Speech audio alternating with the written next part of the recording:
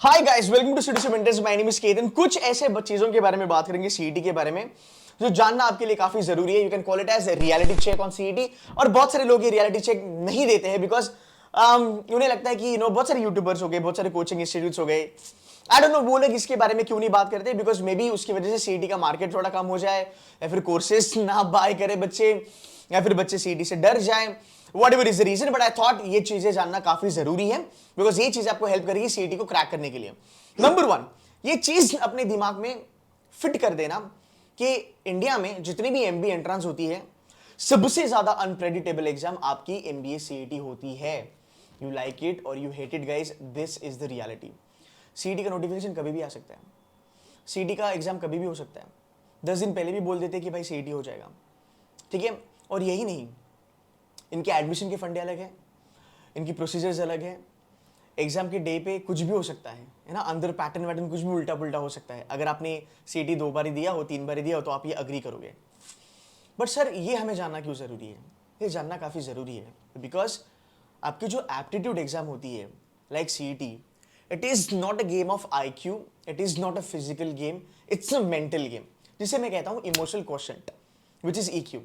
Imagine करो, अगर इन लोगों ने कहा है 18 तारीख है ना, टेंटेटिव डेट दिया है, और इन लोगों ने 12 तारीख तक कुछ नहीं करा, और 12 की रात में इन लोगों ने बोल दिया कि भाई 18 तारीख को आपका सीईटी हो जाएगा। आप मेंटली कौन से स्टेट में रहोगे? आप समझ रहे हो?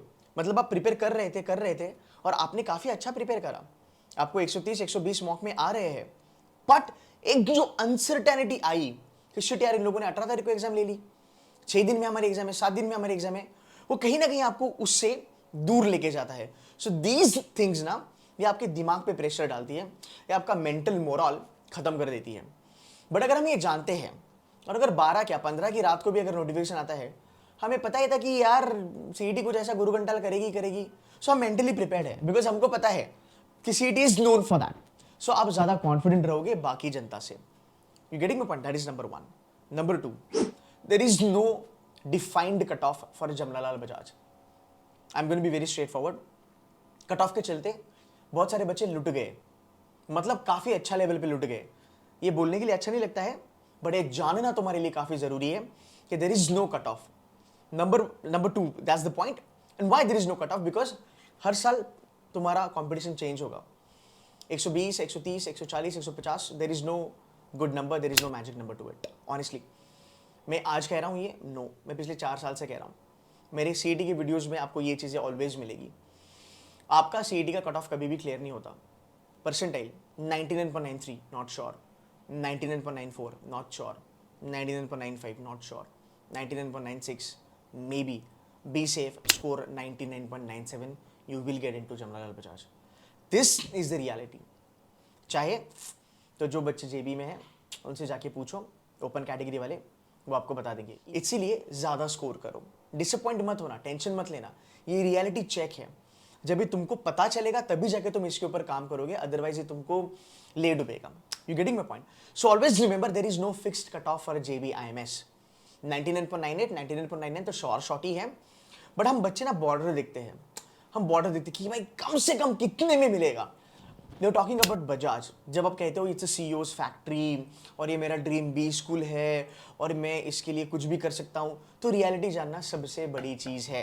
If you like somebody and if you, अगर आप दिन दुनिया एक करते हो उस इंसान के लिए, मेरे ख्याल से ये तो आपका करियर है, आपका कॉलेज है जो ज़िंदगी में एक बार ही होता है, उसके लिए आपको इतनी रियलिटी जानना तो बनता ही बनता है विदाउट हैविंग एनी डिसअपॉइंटमेंट और टेंशन और प्रेशर, बिकॉज रियलिटी जानना काफ़ी ज़रूरी है। फाइन, तो there is no clear cut cut of.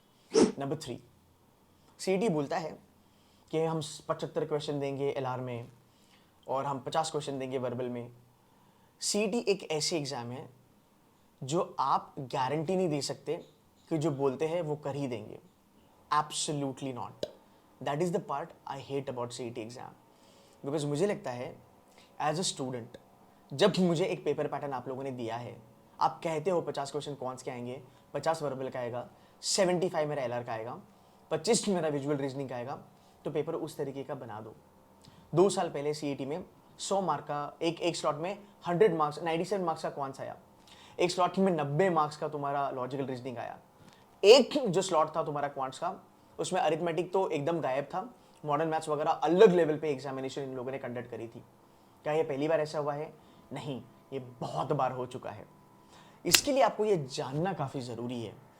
Imagine करो, अगर आपको लगा 75 का ही एलआर आएगा और मान लो एलआर 50 का आएगा, तुम्हारी फटनी वाली on a D day, no doubt about it. अगर क्वांट्स तुम्हारा 100 का आ गया, एक साल बर्बाद, एक साल बर्बाद। ये बहुत बड़ा स्टेटमेंट है, बिकॉज अगर तुम्हारा एक साल खराब होता है ना, you have no idea what all things you have missed on. somebody would have made 20-30 lakhs in that 1 year. So आगे चलेंगे, क्वांट्स के बारे में बात करेंगे।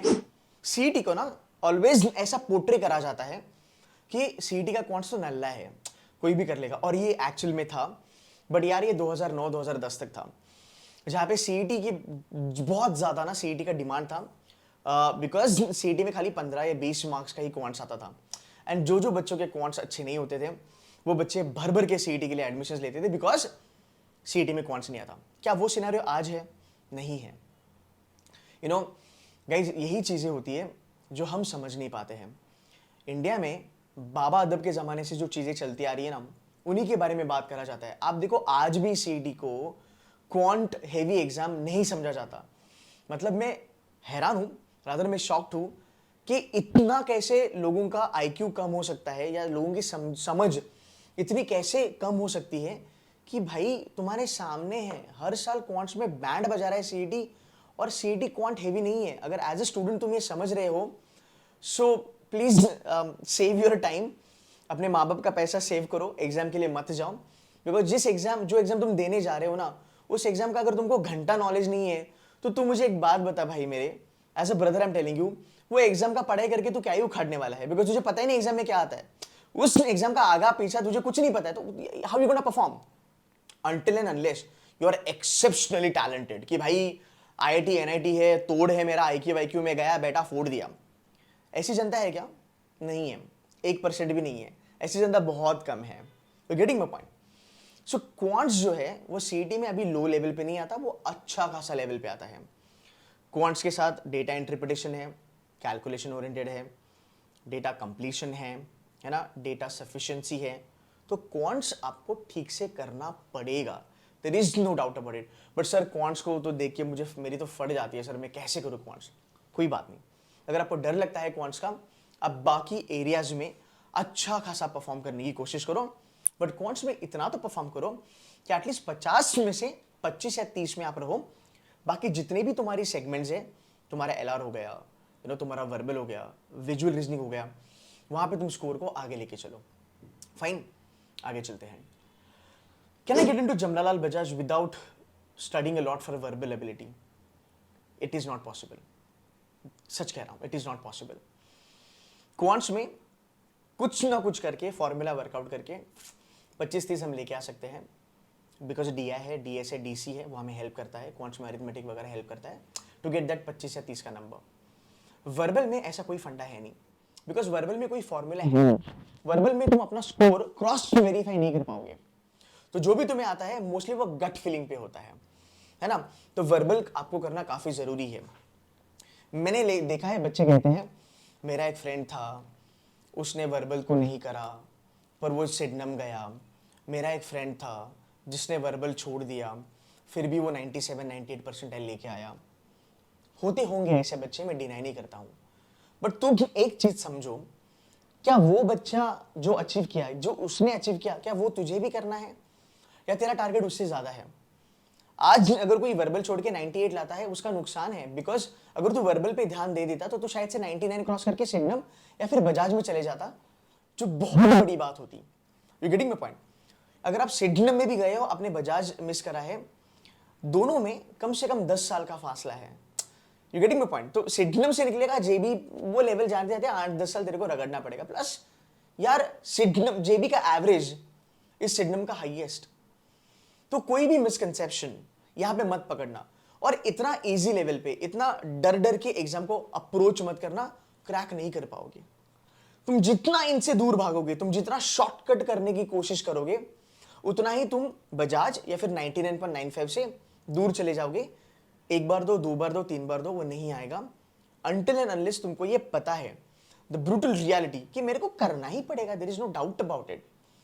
अगर मैं कहता हूं मेरे को बजाज चलना है, अगर मेरा सपना इतना बड़ा है कि मैं इंडिया के टॉप 15 बी स्कूल या फिर मैं महाराष्ट्र का जो टॉप बी स्कूल है जिसको सीईओ फैक्ट्री कहा जाता है, जहां से कोटक ऐसे ऐसे के चंदा कोचर मैम ये पास आउट हुए हैं, अगर उस कॉलेज में मैं जाने की बात करता हूं तो मेरा नल्ला एटीट्यूड या फिर मेरा डरपोक एटीट्यूड मुझे काम नहीं करेगा।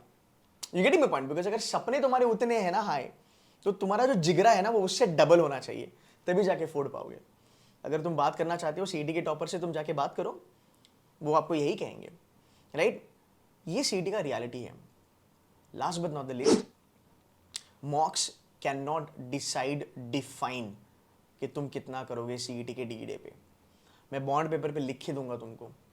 अगर तू आज 160 ला रहा है ना मॉक में, मैं लिख के दे सकता हूं तेरे को कि डी डे पे देयर इज नो गारंटी कि तू 160 ही लेके आएगा। और आज अगर तू मॉक में 100 ला रहा है ना, मैं फिर भी लिख के दे सकता हूं कि डी डे पे जाके तू 100 के नीचे भी जा सकता है या फिर तू 150 भी मार सकता है। There is no guarantee to it, anything can happen on a D day.